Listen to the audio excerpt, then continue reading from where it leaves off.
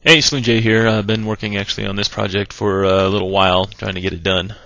Just ran into this out at the New Mexico shooting range, actually Outdoor Expo, when my wife and daughter were shooting a Ruger M3 and then the 22s with open sights, and everything that both of them have shot up until this point that I own generally have had scopes on them. So I wanted to actually put a little video together on using fixed or open sights.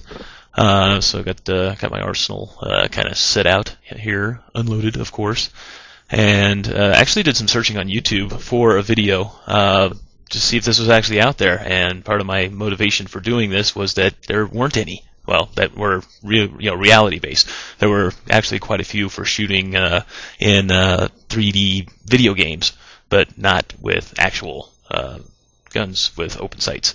So we're going to go through here. I've got this is initially looking over everything, and set up in there right now is actually my little Daisy Red Ryder BB gun. Generally, with sights, there are front and rear.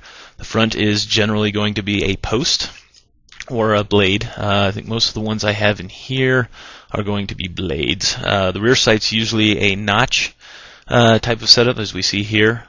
This one's actually kind of more of a U-shaped. Found some terminology online. A patridge is a type of sight with a flat notch, and then there's U and V notch types.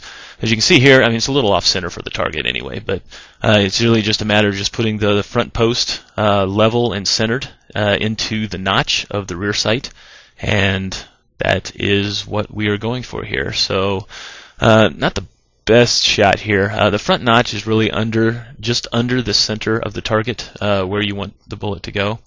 And then you just get it into that rear notch and nice and flat across the top, and that's the sight picture that you're actually looking to have. Here we switch over to my Sears and Roebuck lever action 22 from when I was like 8 years old. Actually, I had to close the action there so we can see the sights. Same logic. You take the front post.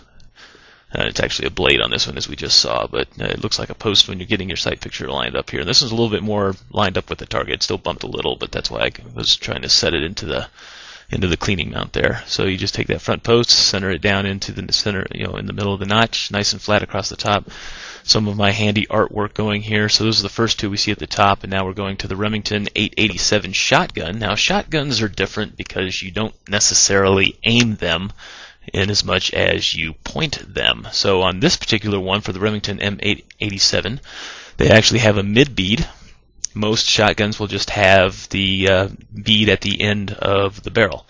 Again, because you're not necessarily aiming, you are pointing them.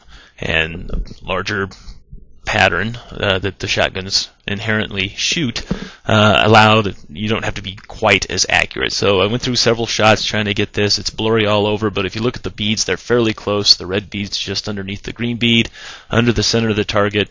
That's what you're going for. I'm not going to go into lead or windage or any of those type of things here. It's really just an overview.